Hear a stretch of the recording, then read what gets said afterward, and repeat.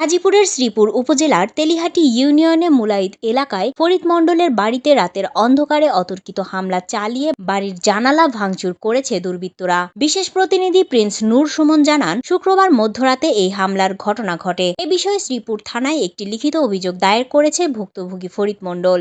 জানা গেছে, ভুক্তভোগী ফরিদ মণ্ডল গফরগাঁও উপজেলার নিগুয়ারি ইউনিয়ন আওয়ামী লীগের সাবেক সভাপতি। শ্রীপুরের তেলিহাটি ইউনিয়নের মুলাইদ এলাকায় নিজস্ব বাড়ি করে স্ত্রী সন্তানদের নিয়ে দীর্ঘ প্রায় 23 বছর যাবৎ বসবাস করে আসছেন। ভুক্তভোগী ফরিদ মণ্ডল জানান, হত্যার উদ্দেশ্যে কিশোর গ্যাং লিডার একই এলাকার টিপু সুলতানের ছেলে সঞ্জয় রাতের অন্ধকারে জানালার গ্লাস ভেঙে তার উপর হামলা করতে চেয়েছিল। তবে তার ডাক চিৎকারে এলাকার লোকজন চলে আসায় তারপরে তারা পালিয়ে যায়।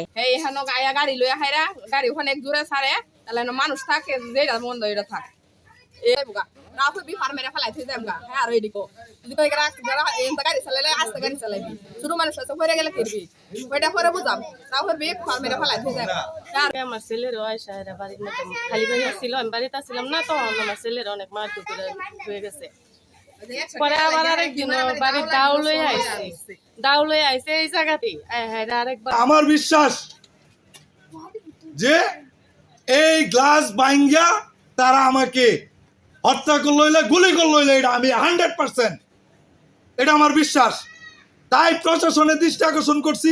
মিডিয়ার বাইরে আপনারা আসছেন, আপনাদেরকে ধন্যবাদ জানাই।